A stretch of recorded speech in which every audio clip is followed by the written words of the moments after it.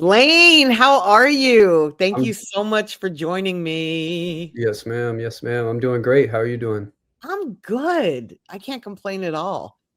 It's summer, the weather's beautiful, Yeah. life is good. I'm AC busy is as work hell, but AC is working. Yeah. AC's working. Yep. Absolutely. So I brought you here today because I would love for you to talk a little bit about how to run digital ads. Like you've mastered that. And by the way, kudos for learning that because you've really, like you're self-taught and you've really gone deep into understanding that. And you do an amazing job for our clients. And thank you. Well, thank you. I appreciate that. I don't feel like I've mastered it. I feel like I'm very much like a beginner, intermediate almost, but I Okay. realize I know more than I think I Think you know do? sometimes. So but I enjoy it, and I enjoy it to an extent. It's a necessary thing that I pursued. And one thing I'd like to say, just for anyone who's feeling overwhelmed by thinking of like digital ads, is like I thought I would never be able to like get digital ads up and running by myself, right? Like when I started first learning about it, excuse me, when I started first learning about it, I was like, this is insane. Like this is so much to deal with. Meta's business, like Meta business is like that platform is always overwhelming. It feels like janky. There's like And doesn't I it freeze up on you? Like every yeah, now yeah. and then you'll And do when you're something and it'll just disappear. Like it's not, yeah, it's janky. right. And so Or Meta. when you're first learning it though, you're like, well, it can't be their platform that's messing up. Like it's Because it's that's Facebook. Facebook. Like it's got to be me that's messing up. But then you realize no, their platform messes up somewhat frequently and always freezes up or has some issues. And sometimes it works better on Chrome. Sometimes Chrome freezes. So I just want to say that like if you're thinking about starting to get involved in it and it feels overwhelming, it's always going to feel a little overwhelming. But as you do it and you start to see results and you start to see that you're able to get the things done that you're trying to get done, or you're getting closer to those goals, you start to say like, okay, I can manage this. Like, and now there's so much information out on the internet, which almost sometimes to like almost like it gives like like paralysis almost, because there's so much information. You're like, well, should I do it this way? Should I do it that way? Um, and so that can be challenging, but finding pieces of information from trusted resources, and maybe resources that do this for a living For a and don't living. have bad reviews or don't have like any horror stories, or there aren't people just like saying like in the comments constantly saying like this doesn't work, then maybe learn from those people. Because that's what I did, like I found people who were actually doing this and actually like giving out really good information, and then I started applying those things and started to learn some on my own, and they were like my training wheels for it. I love it. I love it. I remember when I first started, when I first hired somebody in-house to run ads for our clients, and this was before you. This is before you worked with us. I had somebody full-time because we were spending so much money on digital ad fees that it just made sense to bring somebody in-house. But I remember in doing the research to figure out like who to hire, when you hire somebody for a position, you got to kind of learn the position so you know what to look for. And I was learning that digital ads don't work for artists, and that's just not true. Right. I find that like almost exclusively in the beginning of us working with a brand new artist, it's all digital ads. It's very dependent. Yeah, I mean, a lot of times the growth is very dependent on ads, especially as we're dealing like with a time where there's so much content. And so like I said, first of all, it starts with the content. If you make good organic content, then that's going to be what converts for ads as well. And so, but I will say like sometimes artists are making pretty good content, but for some reason it's not catching in the algorithm maybe. And I've seen where like I take some of those videos and start to run ads on them, and they start to perform very well as far as the ad placements. So That's good to know. Yeah. That's Not really to say like I don't want to advise people to be like, hey, take shitty videos and then go run ads on them. it doesn't work. And when I say shitty, I don't mean like bad quality footage, because sometimes like you'd be surprised, like a lot of times like iPhone videos are what converts best for ads Oh, that's interesting. because people don't want to be advertised to, Correct. and I, so I think that's really the key. Like we have to remember that people are on social media to be entertained, not to discover music.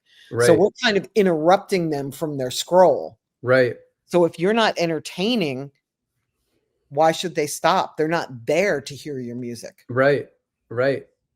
It's all about entertainment. And with that being said, like, oh wow, I just had a major brain fart. It's okay. I know the editor. Yeah. At least you didn't get up and pee. That's hilarious. Um, We were talking about good content doesn't necessarily have to be like filmed the with highest anything other quality. than Yes. So people it, don't want to be advertised to. They come on social media to be entertained. And so sometimes artists come with a very high fidelity music video that is very entertaining to them because it's them on it. They look like a professional artist. They feel like it brought a vision to life. But if it's not entertaining on its own, just because it's high fidelity does not mean it's going to perform well. And oftentimes it's opposite.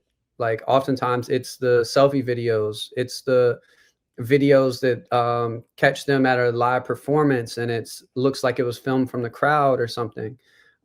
It's not always the high fidelity stuff. So don't feel like in order to start running ads on your stuff, you need to go blow thousands of dollars on a visual.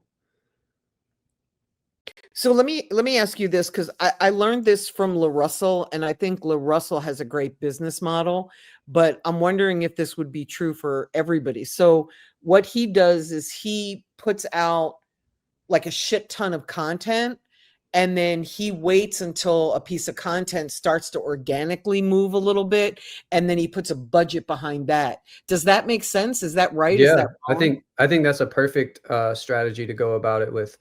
And just to add like a piece of advice for artists who maybe have a much smaller following than the Russell is you can judge your content on the engagement it gets. It doesn't have to go viral for you to say, well, this should probably be the one that gets an ad.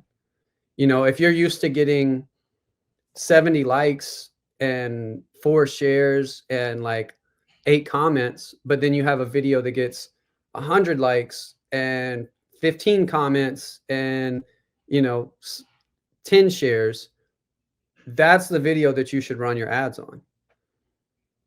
Interesting. But And then when you run ads, like what do you run them to? Like what should your point of the ad be? I know there's different yeah, so I think from my viewpoint with an artist, there's like a, a hierarchy of ads that can be run, right? And depending on what your strategy is, like each hierarchy or each level of ad may be what's best for you. But so I usually explain it like this is first tier is like basically like engagement type of ads, getting people to watch your video, getting people to see your Instagram page or Facebook page or whatever, and just engaging with them on the platform. That's going to be your cheapest type of ad that you can run for Is the that numbers called that you get. awareness? Is that an awareness campaign? Yep. So there's awareness campaigns. There's a few different categories that like Meta does them by now. And like, it's funny, I do this stuff every day, but if I'm like thinking about it and I don't have it in front of my face, I don't remember all of the categories. But yeah, there's awareness campaigns, which includes like video views and things like that. But that's on platform like ads, right? And you're not asking them to do anything other than engage with either that video or that post or go to your profile on said social media. And those are going to be the cheapest conversions because you're not asking for much, right? And if the content is good, then it should convert pretty well on those, like getting people to visit your profile or getting them to watch the video. And I think La Russell uses those ads and like does really well with that kind of ad campaign. However, like, I don't think that's always the answer, right? Like, it depends on what each person's strategy is. And I think I could be like completely speaking wrongly. Like, Russell may not use those kinds of ads, but I think he does, and they work really well for him. So just because I'm saying those are like on the first tier of ads doesn't mean that they're not useful. It just means that you're getting a cheaper rate on something. So therefore, those fans may be less invested in what they're doing for you, like what your ask is, right? So then the next tier for me would be like a conversion sort of ad campaign where you're sending people to streaming platforms. And that's a bigger ask because you're asking them to leave the platform that they're on to, you know, doom scroll or be entertained by or whatever. You're asking them to leave that platform and actually take an action on checking you out somewhere else and taking the time to listen. So that's a bit more expensive, right? And where I'm looking at there, like the ideal rate, definitely want it under 40 cents, ideally below 35 cents, and a really good, you know, cost per conversion there, like cost per link click would be like 25 cents and under, or 30 cents and under, but I really like to get it under 25 cents if possible. But you're asking for a bigger ask, so it's a little bit more expensive to get people to engage with that. But you're hoping that these people that are willing to click out of this platform and listen to me, hopefully those people will follow me because that's a bit of an easier ask. Hopefully those people will interact with my content now because they were willing to do a bigger step and go listen to my stuff. Now, the issue there is you can run up your numbers on streaming, which is awesome. And you can, you know, potentially spark the Spotify algorithm and start to get an algorithmic playlist, which ultimately can lead you to a lot. But when you're spending money on conversion ads, you're not going to see, like, think about it. If you're paying, let's say a good rate, 25 cents per link click, you know, you're getting what's the rate? 0.00004 cents per listen. So unless they listen, you know, a significant amount of times, you're not making your money back on that kind of ad. Although it's more of a long-term play, I would say. Exactly. And you're building your audience. So then I would take it up to another level to where we're getting into owned media, where you're running ads to get people to opt in to an email or SMS marketing. And so what you're doing there is that's a pretty big ask. You're asking them for their personal information. So you want to and you're capturing that to use in the future. But when you're asking people for their information, you want to give them something that makes it worth their while to give you their email. You know, you want to incentivize that. And so that's where I would say, so, you know, you have your first level, which is like on platform advertising for engagement purposes. Then you have your conversion campaigns, which are to get people to streaming. Then you have your opt-in campaigns, which are to ultimately get owned media, so that if your Instagram gets hacked and you lose all your followers, you still have direct contact with your followers. Now, with that being said, though, as you're building an email list, you can't just build the email list and just hope it keeps building and put that in the closet and leave it alone. You have to implement a strategy that is constantly interacting with your email list. So that adds in a whole nother dynamic to, like, you know, do you have the time to do that? Are you willing to actually do that and utilize it? But the good thing is that email lists can ultimately turn into profit, like direct sales. That's where you make your offers. That's where you build a deeper relationship and you have one-on-one contact with your potential fans. And at that point, like, if they're subscribed to your email list and they're opening your emails or clicking on the links in your emails, they're a fan of yours. And if you can get them to do that and you nurture that enough, you can start to make sales to them and give them special offers and figure out what's cool to them and use that as, like, basically like your test base. Hey, we were thinking about making these shirts and this is the design I'm thinking, or we were thinking about printing vinyls. Like, do you like vinyl? You know, you can ask them questions and get real life feedback and start to build, like, basically a population of what your fan base looks like and what they're interested in. And it teaches you how to nurture them further. I love that. And it becomes a culture instead of a relationship based on transaction. Exactly. Like they're a part of that in circle. You know what Yes. I mean? They're part of your community at that point. You've done an amazing job of building that for your art. Yeah, and Like it's you've been a got real hardcore fans. yeah, and it's been a slow build. And like if people look at our socials and stuff, they're like, oh, well, it's only like a few thousand followers and stuff. But it's like But they're engaged. within that community, they're buying our art. Like they're actually financially supporting us, and like we're able to generate more than we would from our streaming. You know, if that same amount of people were streaming our music, which they are now that they're a part of it. But Right. uh, um I know I've been kind of going on tangents on each tier, but then so I want to get to the next tier, which is like direct sales offers, right? And that can start off with like incentivizing that. There's a company, Indiepreneur, that really popularized the free shipping and handling offer within music. That's an offer that's been popularized amongst like all sorts of like online marketing, but within music, they popularized that, and I love that strategy where you know you make some compelling content or use content that's worked, and within the copy you talk about how you want to give the people a free CD, and you want this to be kind of like a low budget item for yourself, right? And it can be other things, but people actually do like buying physical art. And normally the physical art sells, there's a better conversion with that than there is like soft goods, like t-shirts and Mhm. stuff like that. But you make an offer and you're just like, hey, I want to give you this for free. All you got to do is pay the shipping and handling. And then within that, then you upsell, right? So they come to get the free album, they claim that, but then it's like, hey, I also have this project that comes with all this cool stuff that you can buy. And so as you're running those campaigns, again, the cost per conversion of that gets higher, but now you're directly marketing to people that are purchasing your stuff. And so you're actually making money back on that. And those people are going to be people that you can, you know, I forget the percentage, but you're that much more likely to sell something to them again, as And well as those people are going to go stream your music and they're going to keep up with you on you're going to social tell their media, friends. and you're getting their email address. If Yeah. they're getting like, even if they just come to get the free CD, right? You're still getting their email address. You're still able to like contact them again. So those are kind of the tiers that I place it at. And I'm sure there's other aspects within all of those that we could discuss. And I'm sure there's other marketers who are probably far superior to my skill level that would have arguments on each of those and maybe have more tiers. But that's kind of how I look at it.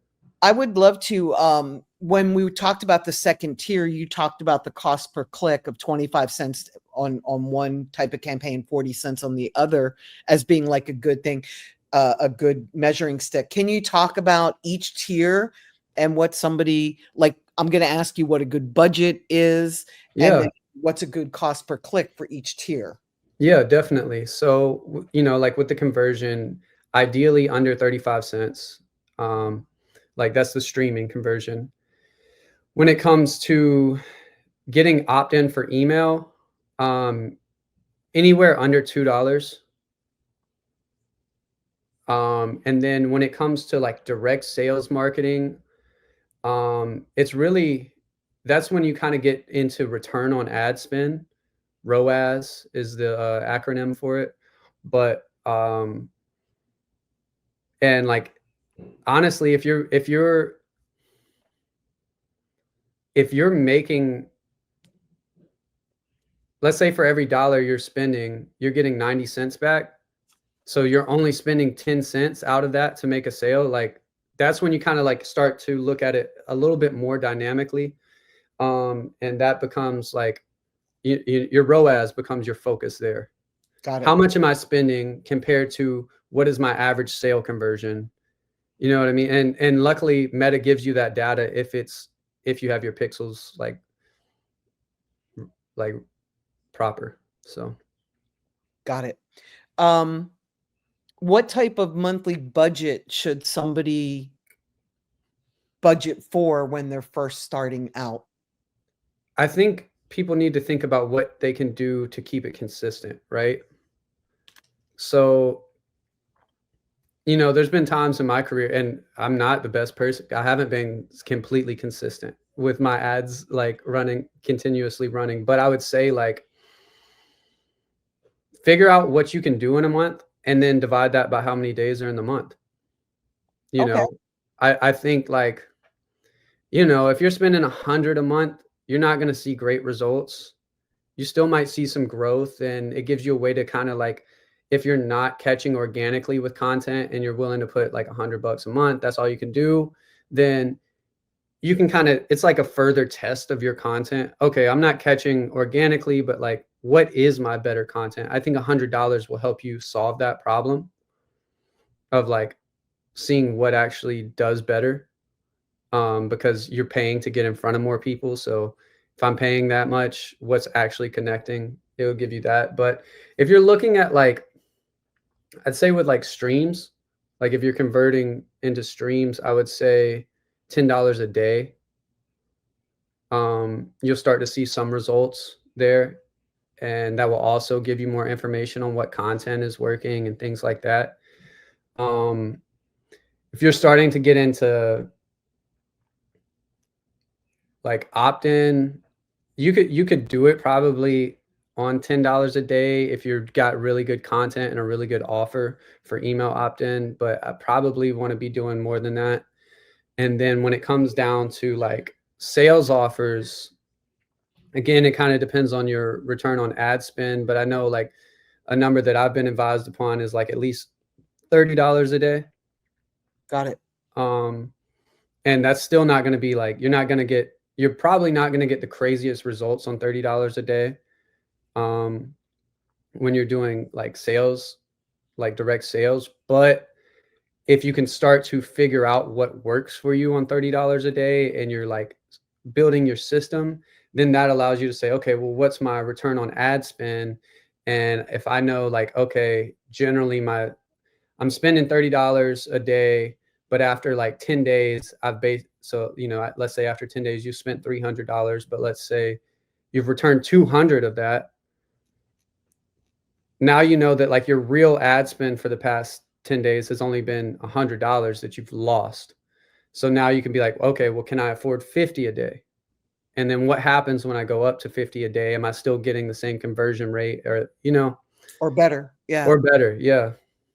I love that. Certainly not worse, because then pull it. Right. Right. Definitely. Or make some alterations. And that's another thing, is I think it gets confusing around what alterations to make and when to make them, because there's a lot of people, myself included, on certain ads that I've run where like I get panicky and I'm like, it's been 2 days and this didn't work out. Like I need to completely change this. And then there's been times where like I spoke to people way wiser than me on all this, and they're like, hey, maybe just change this part of your copy and run that for a couple of days and see if that works. And you know, so with some of this is like you have to be willing to devote the time and sometimes like lose the money, Right.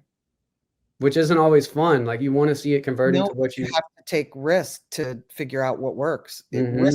Risk isn't failure, it's learning. It's learning Agreed. sometimes what not to do. Agreed. And like some of my best lessons have come from like, oh shit, we just lost $200, not really like analyzing that as well as we could have, or whatever it may be. And I'm like, I, like I don't want to just lose that. So let me learn this a little bit better. I love that. So that just triggered a bunch of questions, if you don't mind. So we're talking about Meta here, which is Facebook and Instagram, and then I'm gonna ask you about YouTube and TikTok in a minute. But I just want to keep focusing on Meta for a minute, if you don't mind. I know that you set up a separate account at Meta Business, so if you could talk a little bit about how to do that for somebody that hasn't. And then would you also talk about how long it takes the algorithm to kick in? Because I know that you can't just start running ads brand new for 2 days and be like, oh, it's not working, Right. because the algorithm. And I'll come back and remind you if you forget all these, but I just want you to see where I'm going with the questioning. And then if you could talk about that lovely boost button that everybody seems to want to use on Instagram, that it shouldn't be there. Yeah. And then lastly, if you would explain A/B testing. So I know that's a whole lot, and I'm going to remind you as you go through it. Okay, cool. Yeah. So first thing is like setting up your Meta Business Suite. Yes. So if you haven't done that, go to business.facebook.com, log in with your Facebook information. Um, Ideally, you have your LLC set up.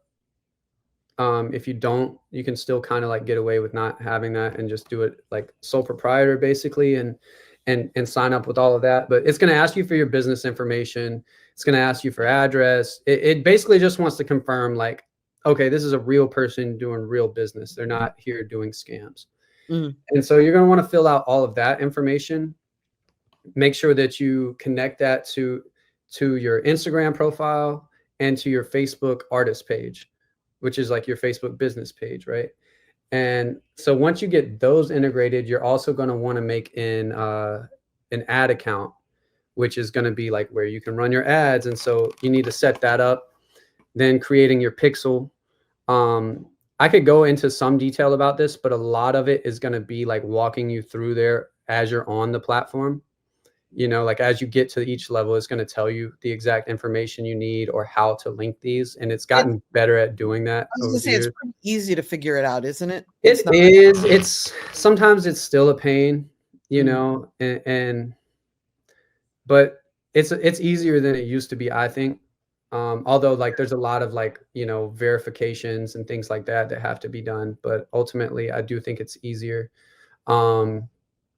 But basically you're going to want to put in all of that information and then, you know, put in your payment method. And then here's where I would say is like, as you start your campaigns, keep an eye on it because like Meta ad spend hits a lot of different banks and the banks report it as fraud.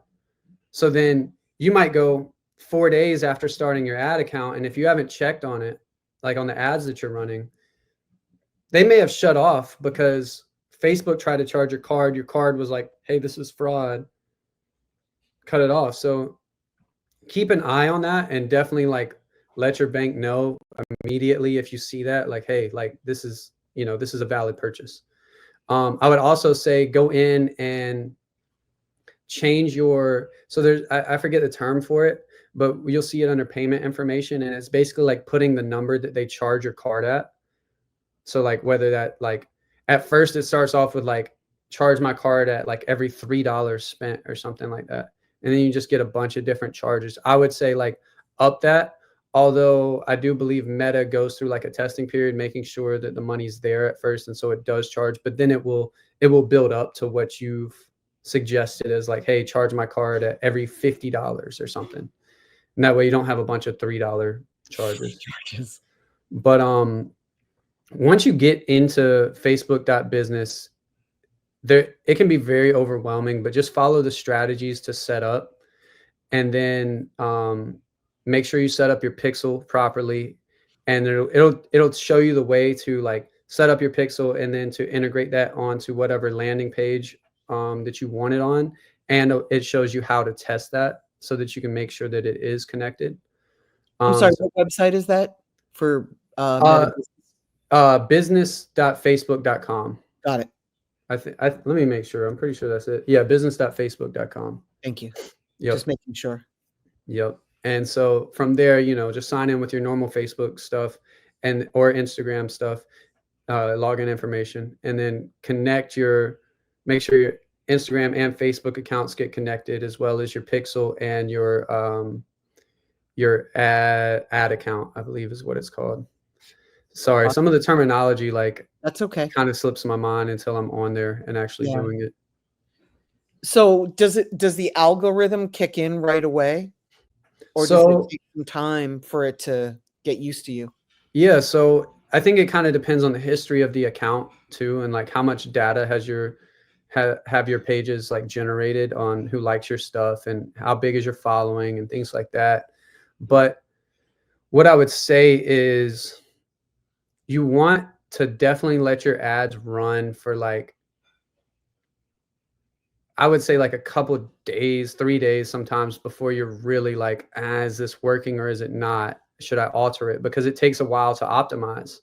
And then also every time that you like increase a budget, so let's say you're running conversion campaigns at $10 a day, and after 3 or 4 days you see like, okay, it's kind of got it in this good price range, it's at about say 37 cents, so I want to run that up, let me put $20 a day on it. You want to gradually increase your cost per day. Got it. So don't go Because right to 100 a so day. don't go right to 100, because the issue is like, um it's a what's the word I'm looking for? How the ads work. I'm anyway, basically you're competing for a certain level of audience. So if you're paying for $10 a day, you're competing for that, basically like what Meta populates as like a $10 a day audience. And so when you're auctioning, that's the word I'm looking for. When you're auctioning for that audience, that's how it's optimizing your ad.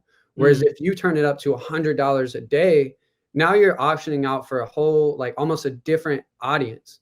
And Meta's like, okay, well, who's this $100 a day audience? Now they're auctioning off for that. So you don't want to start off at $10 a day and then just move right up to 100. You want to increase it. I believe the rate is like 20% for every 24 hours. So like, if you're starting at $10, increase it to $12, let 24 hours pass, then you can increase that. What's 20% of 12? Like $2.30. So But yeah, so yeah, so then you up it to like 1460 a day, and then from so on you build it up. got it. Yep. I love that. One of the theories that I have, and I don't know if it's right or wrong, but it's right for our clients, is we focus just on the US. We don't really run ads overseas. I know sometimes you'll run ads in the English speaking countries overseas, depending on the client that we're working with.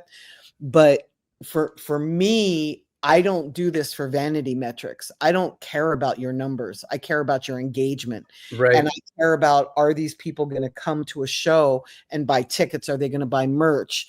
I'm trying to build real fan bases for our clients. So I'm not advertising in Brazil and India and, Africa, like wherever, Right. I just wanted to throw that in, but I know everybody has a different theory on that. I know plenty of my peers that do, the entire world, like run of world. They don't care where somebody discovers their artist. They care that the artist gets discovered. And I just won't share that philosophy because the streaming isn't enough money to focus just on that. Right. And it from the Philippines is not coming to your show. And you can't go to the Philippines to really market and promote and back up more than just ads. So even if your song takes off, what are you going to do? Right. 100%. And I think like a lot of people in a way try to like run up their numbers to like almost sneak something past. Like if they're trying to get a label deal, it's like, yo, this is how much I'm streaming. And it's like, okay, but 50% of that is in Bangladesh. And exactly. Or like, Manila. And the labels are onto that. There's this there's this thing called Chartmetric. There's sound charts. There's so many different there's so many different ways to find out where you're popping. Like you and I have a friend in common and she's doing really well in Nigeria. And nobody thinks her numbers are real because she's really streaming in Nigeria. And it's so frustrating because it's real. Like I know her. I know she's not running the number. First of all, she can't afford to run the numbers up. She doesn't have money.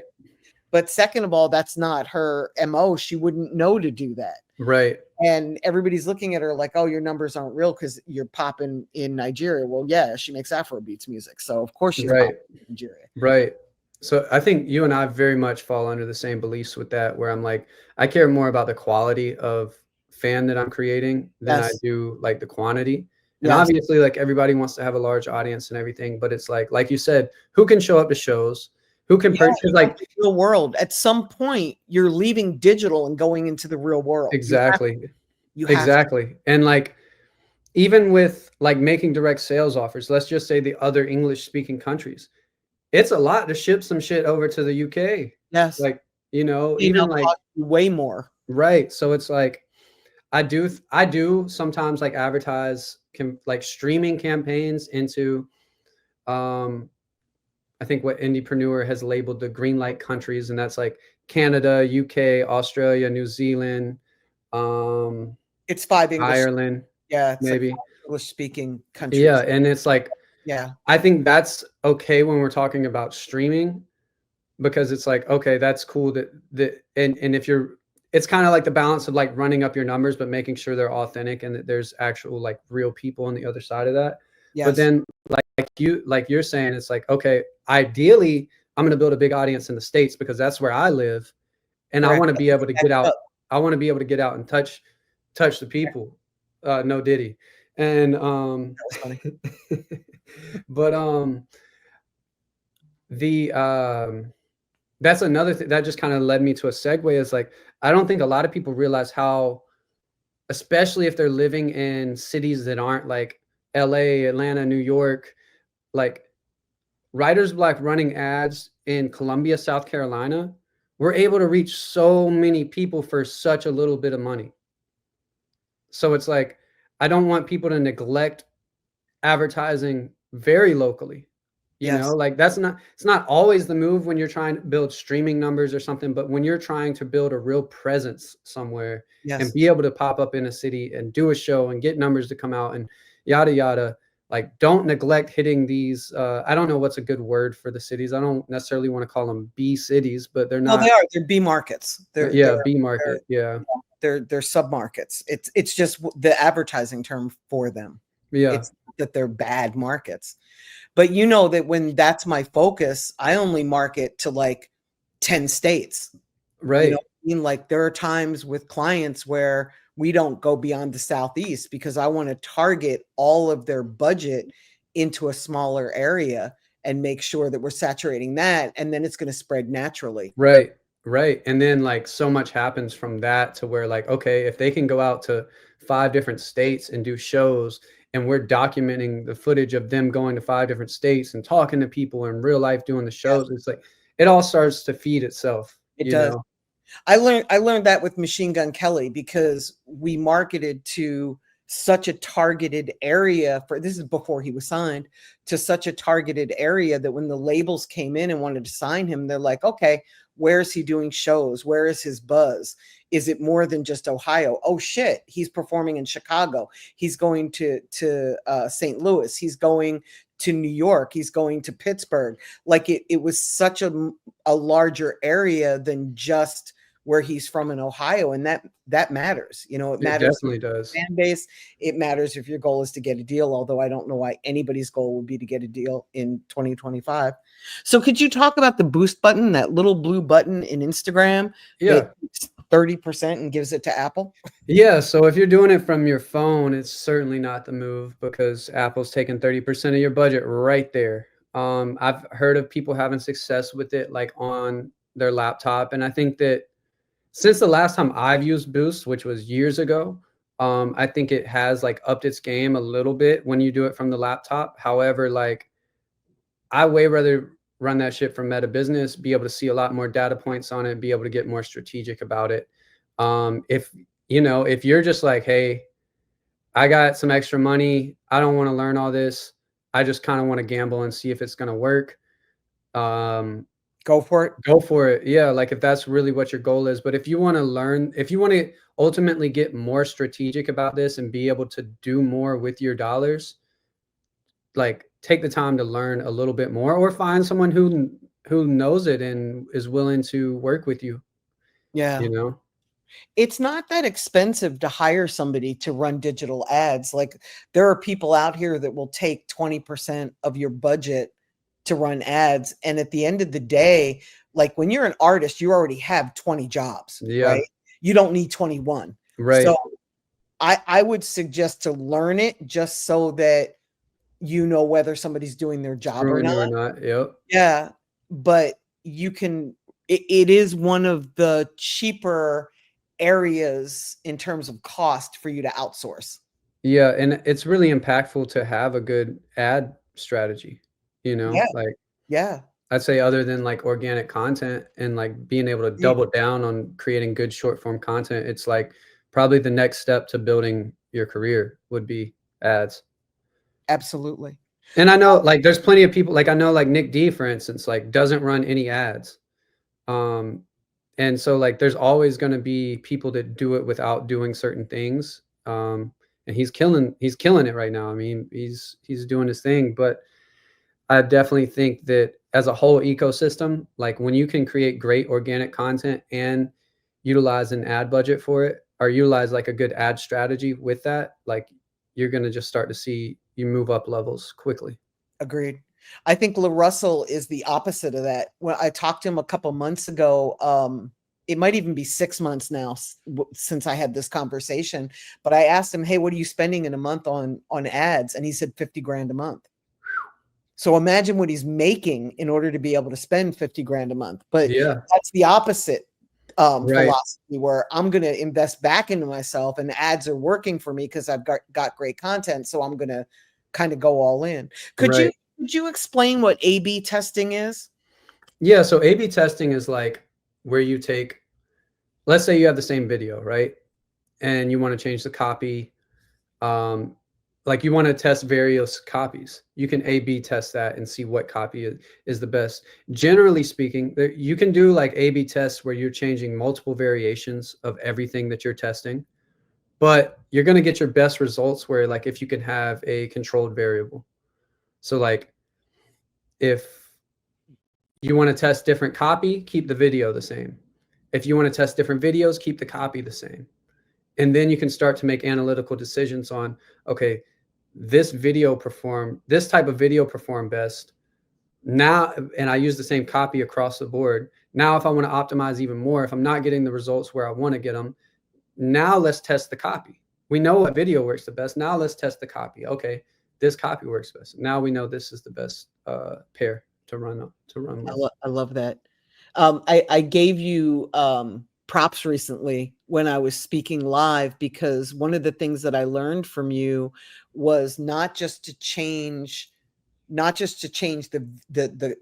creative or the copy, but you also taught me to try different parts of the song. Like try the first verse, try the hook, try part of the second verse, try, a hook with the verse. Like you had me testing different portions of each song too. Yeah, definitely. Which I hadn't really thought to do that. Definitely. I think like the way people are discovering music right now is from short form clips usually. Correct. And so that could like be 15 seconds. It could be. It might be like song. What gets people to click on the song might be the bridge of the song. Like it may be, and like I can't tell you how many times I've heard a clip of something and I've gone to listen to it and I'm like, I don't really like this song. Like right. the clip that I heard was cool, but like the rest of the song wasn't there. Oh, fire. Yeah. So, but I mean, they turned me to a streamer off of some organic content, and like, I'm sure there was other people that did love that song, the rest of the song. But it all goes to say is like, test out different clips of what of the music you're making. Like, make a few full videos, like a full length video from where your verse comes, or where your first vocals come in to where your first vocals go out, right?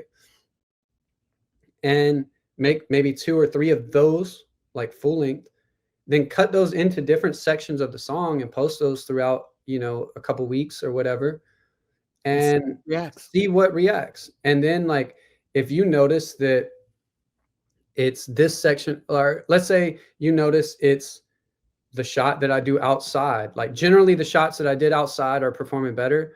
Okay, now let me go do a few different shots outside of all the sections, and then let's figure out what section of the song does better. Or if you're just naturally seeing like off of the videos you posted, this section of the song is doing better. Once you know the section of the song, then you can make 100 videos for that section, because you know what it that is. section is getting attention. Yes. And I'd also like to remind people here that building your career and having people check out your music is based on connection.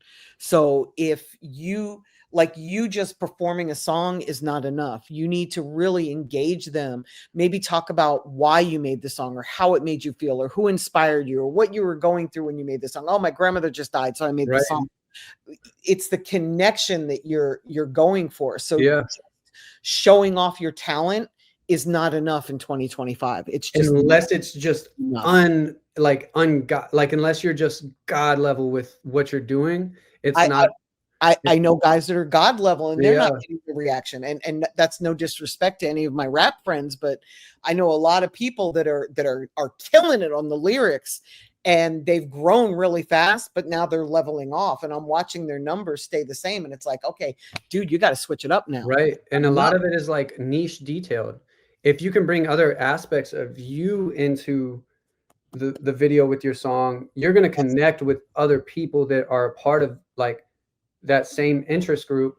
And now they're going to naturally be more inclined to listen to your music. That's not to say like all of those people in that interest group are going to like your music, No, but the but people who will. like that style are going to be way more inclined to And like your that's how music they're if going they to like what discover you're you. interested in. Yeah. We do that with our clients, as you know. Like, we have a client that's really into sports, and we have a client who loves to cook. So she has a YouTube show where she's doing cooking shorts, and the guy has a sports channel, if you will, that he's trying to build, a sports show that he's trying to build, and his music is playing in the background while she's cooking. Her music is playing in the background, so she's bringing people in who love food and love to cook, who might be like, oh, what's this song?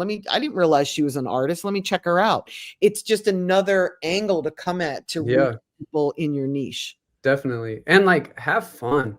You know, Oh, that I fell into the trap of like just making content because I felt like I needed to make 100 dude, pieces for this and making the content and being like, and it man, shows this isn't it. shows Like, when you and my it content does. And then miserable. like, yeah, and then I'll make content of me just having fun and it's not that I love great your of a fun video. video sometimes, but like, you know I what I mean? Like it's love your not fun videos. Oh professionally my filmed god, or I whatever, but they perform better. yes, because people want to be entertained and people Yeah. want to be happy.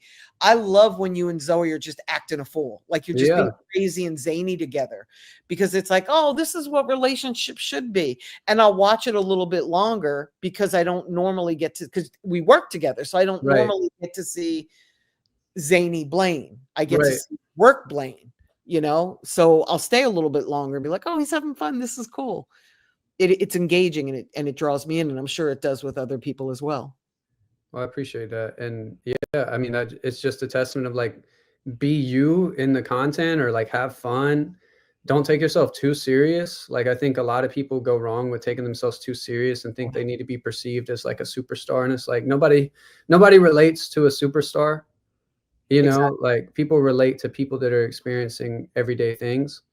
Um, and if you can find a funny way about like people really love humor on social media. If you think about like how to get things shared, like 90% of what I share is either comedy or information that I think will lead to that is relevant to my friends or my loved ones that I think can enhance their life. I love that. And so like if you can make your content have some of those aspects in it, it's way more likely to be shared. I love that. And sharing is so important. There are two things that I want to talk about here, and then I'm going to go into, and thanks for doing this. You're being really generous with your time, and I so appreciate this. Test everything. So when you're even just on your content, not just on your ads, but go in and look and see how long people are staying on Yes. social media posts, and how many shares are they getting, how much engagement. The numbers, I'd rather you have 30% engagement or 10% engagement than 100,000 people that saw it. Like, the Yeah. views don't matter, the engagement matters. Yeah, 100%. The quality, like there's so many accounts I go to and like, you know, they have thousands of followers and I look and they have like the same engagement rate as I do. And I'm like, Yes, me. I have 120,000 and your engagement is better than mine. I don't know about that. You have some videos that go crazy and that I people are do. super engaged with. Yeah. But Okay. there's So plenty of hence accounts I do hence see. the lesson, test everything, because I don't, you do. You test it for me. I should know this. But my But engagement's not great, but I do know how to make it great. I'm just not willing to do what I'm supposed to do in order for my shit to get to the next level. I'm just not sensational girl. I'm trying. yeah. I'm trying. Yeah, but also, like, you have really, like, the people who are engaged with what you're doing are very engaged with what you're doing, and they're very interested to see what's happening in Wendy's world, and you know what I mean? And like I it know why that so is. You want me to tell you why that is? Because was that it's it's a marketing thing. Because I'm very on brand and I stand for something, and I'm very out loud about what I stand for. I stand for empowerment. I stand for independence. I stand for monetize. Fuck vanity shit. Like right. everybody that follows me, that's hardcore, They or I believe in your belief rabid, system. they Yeah. believe they agree with me. Yep. Sort of like MAGA, but in a good way, right? Right. Right. Like that's why the people that love me, and the Yeah. people that hate me. Yeah. And It's like that's so a huge thing too, is like artists starting out are like afraid for people to hate them. And it's like, oh my God. and I've That would been make there. me Like I get happy. hate comments and I'm like, oh, why don't, especially like earlier in my career, like, why don't they like me? And now I'm like, I laugh at it and I'm like, you like you want to be polarizing in a way. Yes. Like I'm not saying go out and be something you're not to be polarizing, but like No, stand but you on have your to shit. speak up. You have to Yeah. have balls, and you have to put them up. And I love that you said this. Like this is so important. Like who cares what people think? And if you're somebody that's wrapped up in that, and I am and I'm not, it really depends on who it is. Like I I'm fortunate because I just don't give a fuck what people think, because I know that I'm doing what's right for me and my people. Right. So there's a book by Mel Robbins called Let Them. And if you're really worried about what people think about you, I suggest you read that book, because that book is going to help you see why what somebody thinks about you doesn't matter, because you're never going to be able to please everybody, first of all. And then, second of all, in our business of growing stars, the enemy of love, or the opposite of love, is not hate, it's apathy. I'd Mm, rather somebody love you or hate you than not care. yep. If somebody's not having an opinion on you and just moving on, to me, that's worse. Yeah. That's the enemy of love. Yeah. Is somebody not 100%. giving a fuck. 100%. I've got to use the restroom so bad, so I'll cut Okay. this right and I'll be right back. You know how to edit.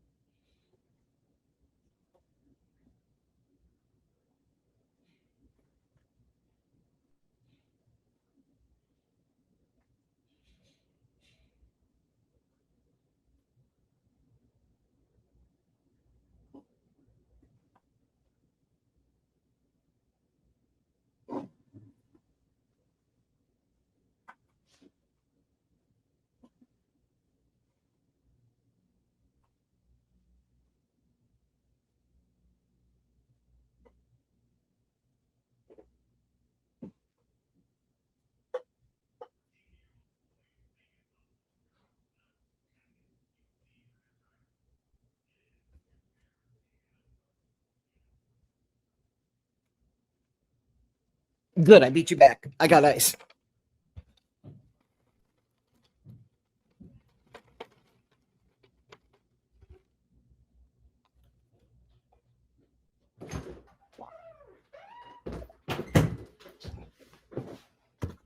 Yay.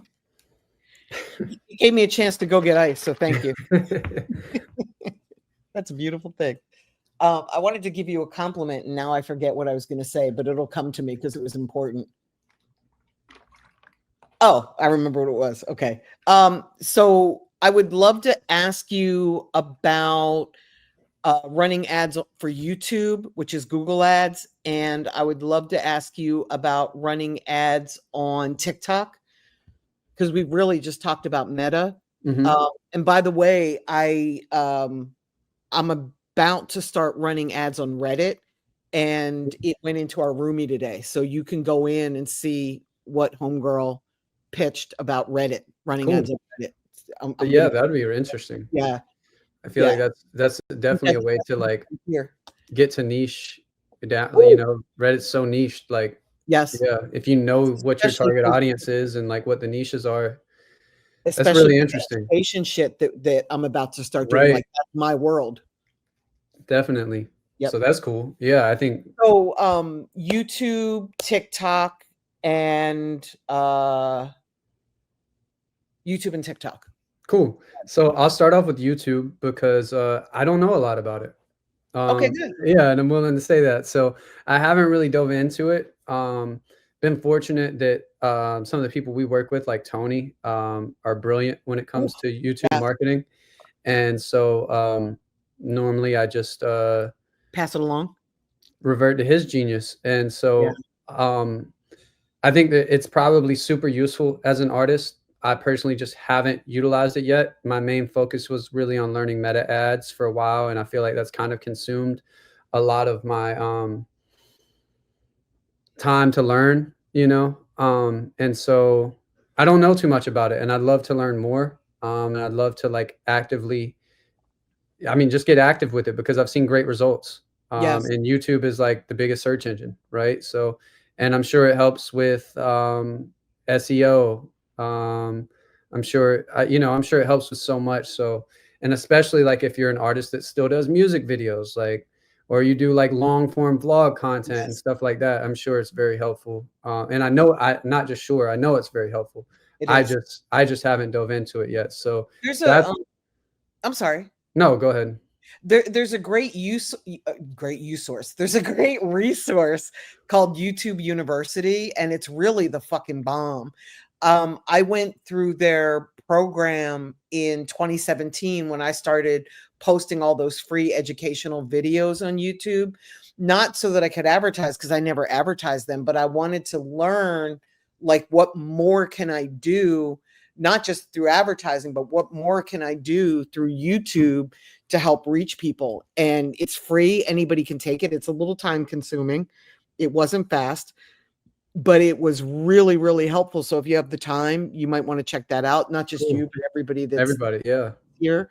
And then for TikTok, we really outsource those as well. But my understanding, and I learned this from Brandman Sean, I don't know if it's still accurate, and maybe you can weigh in. And if not, then I suggest people go check out Sean's stuff because he's very he's very open and transparent about TikTok. But he was telling me like don't just hit TikTok on a Monday and start running ads on a Tuesday.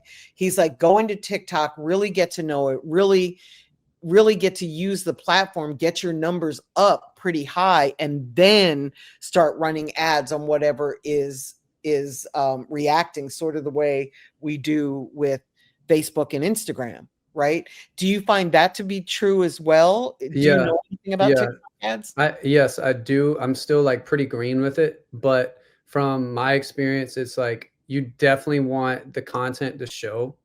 Like you want that organic engagement before you really start pumping money into it.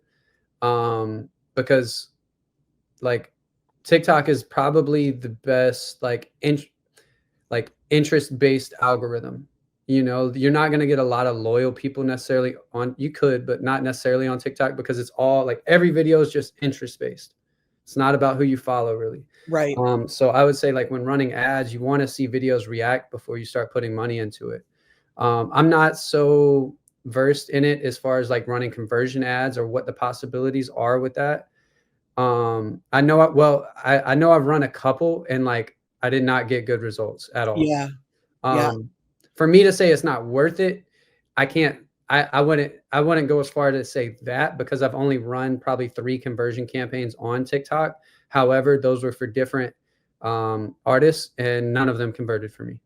You know, it's funny. One of the topics this year at Music Biz, which was right here in Atlanta, as you know, they were talking about how TikTok used to directly affect Apple streams and Spotify streams, more Apple than Spotify. Don't know why, but it's not converting anymore. Mm, It's still converting, but not like it used to. Like, and I don't know what the conversion rates were compared to now, but it's drastically different. Like the marketing departments for major labels and even the indie folks that were there talking on panels, everybody had that same consensus that it's still okay, but it's not like it used to be. Like it used to be a guaranteed yeah. conversion.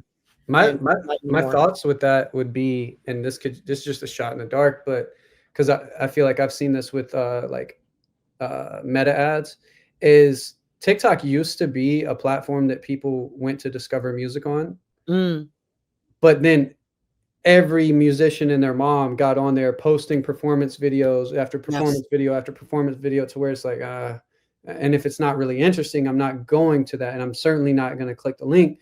And Right. I find a similar thing right now with conversion ads, where it's like, I don't know about you, but I know for me, if I'm going through stories, like if I'm just on Instagram, going to friends' stories and stuff, between like me going through 10 different friends' stories, I probably get 4 advertisements of someone singing, lip syncing to their music, and it's for a streaming conversion.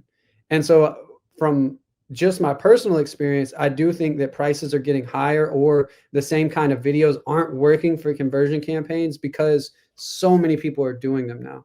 Interesting. And so that kind of makes me think like maybe that's what's happening with TikTok, is because so many people went on there thinking like, I can just play my music and it'll convert. Like now less people are actually converting from that. So that's kind of my thought on that, but could be completely I wrong. love that. If you can give me like 10 more minutes, Yeah, however much time you need. I'm going to make I'm a here. left turn and I want to talk about balance in life, if you don't Mm, mind, because one of the things that nobody ever did when I was coming up, and I came up in severe hustle culture, and you see how I am, you know how I came up. Um, we never talked about balance or mental health or, how to have a wife and a job, how to, because for me it was just 24/7 work, work, work, work, work. Even the men that I dated were in the music industry working with me. I never dated in the music industry, but every guy that I dated I brought into the music industry. I don't know why, it just happened like that. But all that to say, you're one of the most well balanced people I know. And my trainer today, when you don't have kids, people don't know who to ask you about. And I'm not in a relationship, I don't have kids. So the people in my immediate circle don't know who to ask me, like, how so and so. So my trainer's like, how's Blane? And I'm like, she asked me this today, and I looked at him like, Blane? And she's like, well, yeah, Blane works for you. And I'm like, yeah, I know who Blane is, but you know him by name? Like, I must talk about you. So I thought that was pretty cool. And I'm like, yeah, he's the most well-adjusted person that I know. You have really been able to balance work, being an artist and building your own career, and you just got married and you have a personal life and you've got a grandmother that you take care of and you're about to move, and maybe you don't feel like you're in control of all of it, but as an outsider looking in, you've got this. Like, yeah. how do you do it? It's really fucking impressive. Well, I really appreciate that, because like I think there's oftentimes I don't feel like I have it balanced, and I'm always like Really? contemplating it. Wow. Um, I think for me, there's a few things that go into it. Is like in my early 20s, I had a very traumatic like few years, and I had to assume a lot of responsibility. You're in That your like, late 20s now? yep, Okay. yep. So like 20, 21, 22, um, I had Was like 6 deaths really close to me, and then um, like just a lot of responsibilities that fell into my lap at an early age. And I think like being thrown in the fire like that, I had to figure out how to balance a lot of things. So I think that really helped me as I've grown to not take things so serious sometimes, and to like just kind of like, it is what it is, and I'm going to handle it the best I can, and that's kind of all I can do. Another thing is I've had some pretty like life impacting illnesses, and Mm. so when I start to get really out of balance, I physically feel really bad. like my sinus, like I won't be able to breathe. I'll have sinus headaches constantly. My allergies will be going crazy. My body will be tight. And so like a lot of times my body forces me to regulate and take time for myself, because if I don't, like if I wake up and I don't take care of my body first, the rest of my day I'm going to be cloudy thinking, I'm going to be stiff, I'm going to just have a miserable Wow. day. So it kind of Yeah. like forces me to take care of those things. Um and then I think it's like a matter of like an existential belief that I have of just like one day I'm going to die, and I want to be of service to as many people in my life as I can be. Something my grandfather told me that really stuck with me is like people don't remember how much money you had or what you had, but they remember how you made them feel. Yes. And so that sticks out to me a lot. And I think how that plays into balance is like, dang, I had a good poetic thing coming, and now I kind of have lost it. But how that comes into balance is like I can work my ass off at business stuff, but I know when I'm done with this today, my wife deserves to feel good, and I deserve to like I Yes. deserve to give or she deserves for me to give her my best energy. Not to say every day I do, like, you know, we have it's a relationship, and you grow, and you figure out what's going wrong. But anyway, I find a way to like That's real. try to give the people in my life and the goals in my life the best version of me, because I know one day I'm not going to be able to. Right. I think what I've been struggling with recently is sleep, and that has kind of Mm. thrown everything out of balance. So I'd say to people is like prioritize your sleep, even if you're not getting 8 hours a night, is like figure out a way to get like 6 really solid hours of sleep. Like prioritize that, because it's gonna impact your efficacy of everything you do throughout the day. Yes. Um, and so I think, to me, I think balance comes from sleep, getting some sort of movement, whether that's just stretching or some sort of exercise, something to get in your body and just kind of move your body. I definitely believe like what you eat comes into play as well, but then just like getting to your purpose, like what are you here to do? You know, this life is short. If you can get down to your why and your purposes, it'll allow you to be more balanced with the things you do, because you're not going to go waste your time with things that don't No, align with it that. don't matter. Um, and not to say like, you know, for me, like music feels like a major part of my purpose, but the bigger part of my purpose is like I care about how people feel, and I care about how people's experiences. So just because everything doesn't tie into music doesn't mean that it's a waste of time for me. But I'm also going to be able to utilize those moments and write about them and use them within music. So it kind of feeds into itself whenever you figure out what matters to you and why it I matters. love that. I love that. Are you still vegan? No, I haven't been for about a year now. Oh, wow. I was vegan for like 7 years, eight Mhm, years. Really followed Dr. Sebi heavily for a while, I remember. and his teachings, and then just kind of got to this phase in my life where I don't know, it was just a new phase, and I think sometimes when we go into new trends, like for ourselves, not just saying like outer trends, but like new tendencies for ourselves and trends for ourselves, our identity can get too attached to those things, and it's good to like kind of like take a step back and be like, okay, what, you know, reflect on that, and like, am I subscribed to this just because of um, past beliefs or like connotations towards things? And I was going through a major detox after being exposed to like mold and stuff. And the doctor I was working with, I really trusted her opinion on things, and she's very holistic as well. And she was just like, you know, I really think as you're doing this, you need a lot more fats in your diet, and you need more protein. And she was It was goat's suggesting, milk, wasn't it? yeah. So I started off with goat milk I to like remember that. repair my gut biome, and then Did that work? I think it did. Yeah, like Amazing. that was that. I wish I could get Amazing. raw. I was drinking raw goat's milk, which is like going from being vegan and not consuming any animal products to like raw goat milk was like a little. It was like, you know, it took some getting used to, but I felt the difference in my body. And Yeah. so like, I think that's another thing too. And I kind of got at that with like some of, you know, the immune issues I've had in my life is like, I listen to my body a lot. It's And important. I think that brings me balance because I listen to those emotions too. Or if I'm in a room and something's just unsettled in my body, I'm like, maybe I don't need to be in the room, or maybe maybe I don't need to be around these people this consistently, or whatever it is. And I listen to those Listen, things. I So love that. that's kind of how I transitioned it with my diet too. You look healthier than I've ever seen you lately. That's why I asked you if you were vegan. I really thought you were going to say, "Yeah, remember I got off the vegan while I'm back on it." So whatever you're doing, it's working because you I look healthy. appreciate it. I appreciate it. Feet in the grass and sunshine. That's what I I've been love that. focusing on lately. Yeah. I love that. And then the last thing I want to say is regarding sleep, because you had said to me yesterday that you weren't sleeping well, and I've got a toolbox now.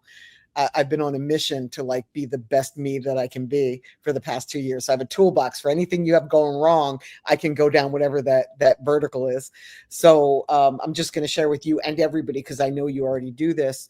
Avoid sugar. I know you already do, so that's not an issue. Avoid caffeine. Don't have caffeine. And I say that as somebody drinking, unsweet tea up until 2 a.m. when I fall asleep.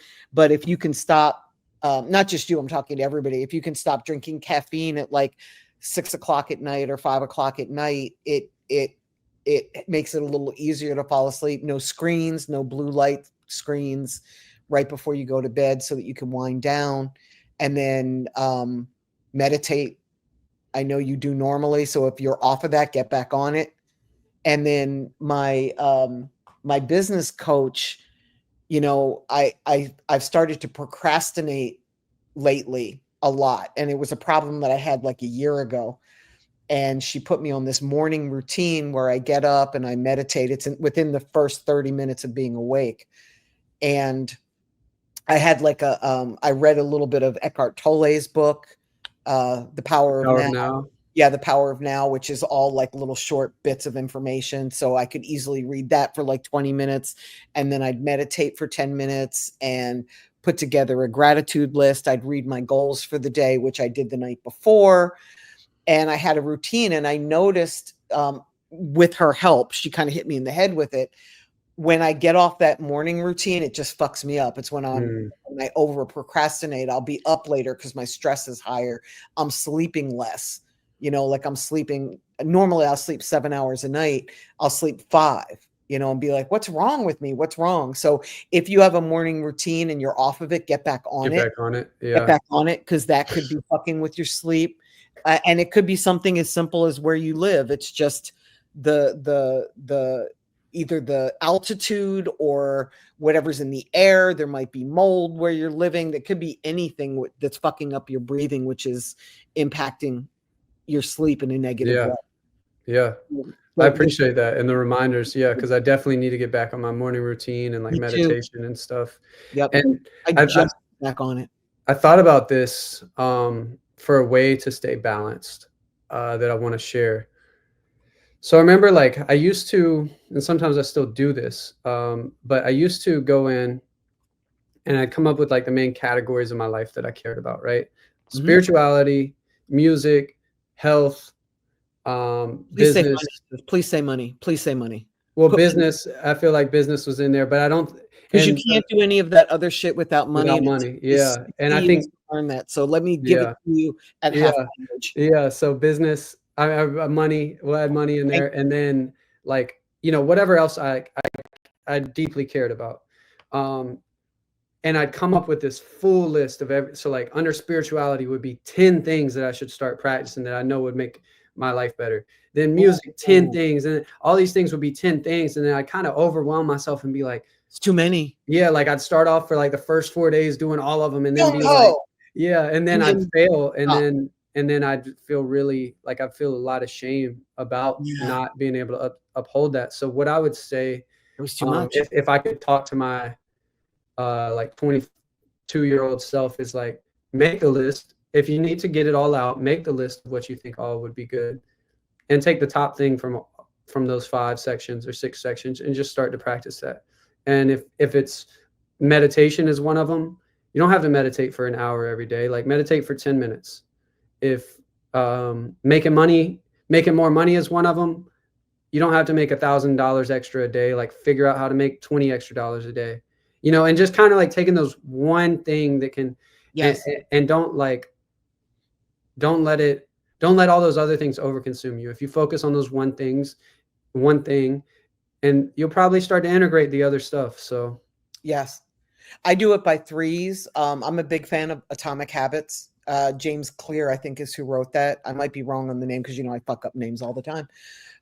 But Atomic Habits talks about that. Like when you're starting a new habit, like if you want to drink more water, attach it to something you already do every day. Like if you work out, make sure you drink a liter of water as you're working out or after you work out. Like attach the new habit to something you already have conquered. I love that. That's actually how I got back into exercising. Oh, beautiful.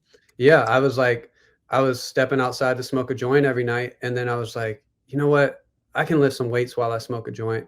And so like I started associating like smoking with working out, and like maybe one's not I would healthy. have never guessed that. Yeah. Right. And so like they aren't even like really associated together, but because I started doing that, I got consistent with it. And Oh, it's beautiful. yeah, so yeah. Outstanding. Is there anything that I haven't asked you that I should have? Oh, Especially about ads. I'm sure there's some more information I could give, but I don't know. Okay. Can I just plug Gary V's book for the 8,000th time? Day Trading Attention is one of the best books I've read on how to boost your social media. And he talks about advertising in there. It's really, really helpful. But I'm sorry, I was asking you if I left. No, yeah, that's a great book. I don't know if there's any questions that I would say, but maybe I have like some closing thoughts, or maybe not closing if you want to continue the conversation. But no, I was getting ready to close it out. So I think, would love you to. Yeah, I think for artists and anyone on an artist team, or I guess anything you're doing, the only shortcut is consistency.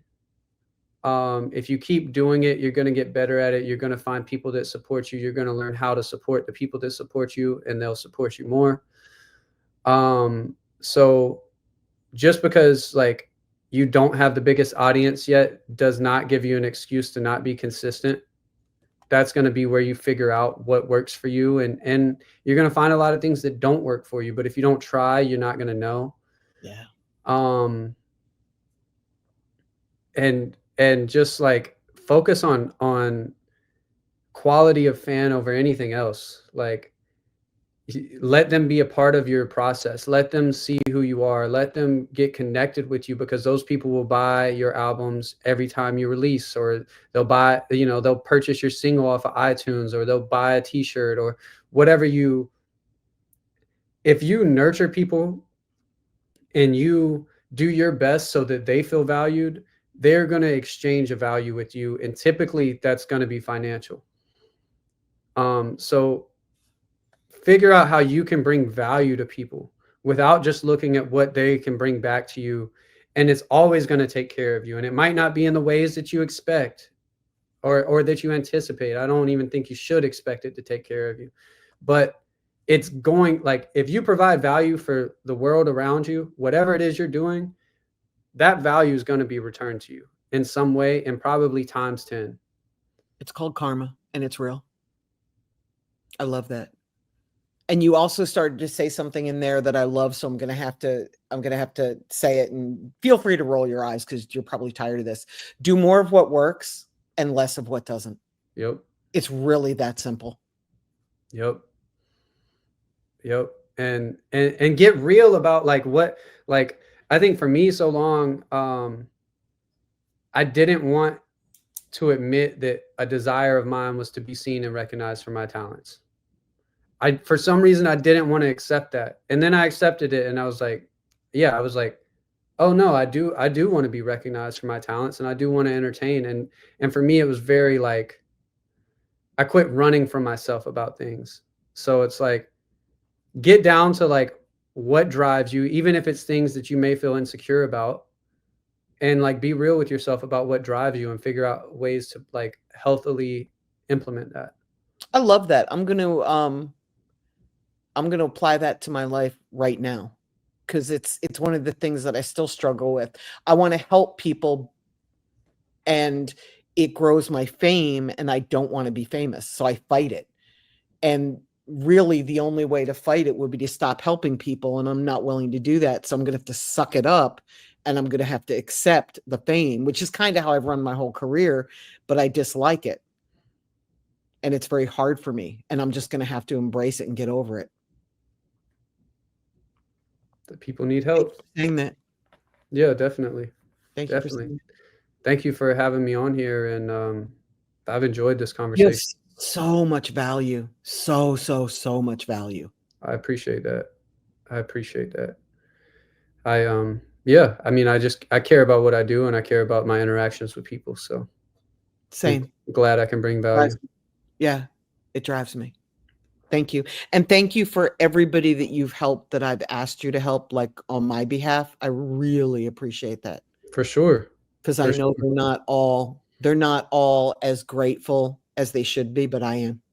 Well, yeah, I don't think it's always about like, again, like I can't expect like if I'm in it for the practice and the goal of like providing value, I'm not in it for someone to like Thank you for praise me care. for it. You know what Yes, I mean? Like and so like yes. it just Not comes with the transactional. game. Like and sometimes it's awesome and people are super thankful and we end up building a friendship that Yeah. means a lot to me, and sometimes it's not that, and it's okay. Either way, I'm Same. learning. Yeah. Same. Yay. Thank you, my dear. Yes, ma'am.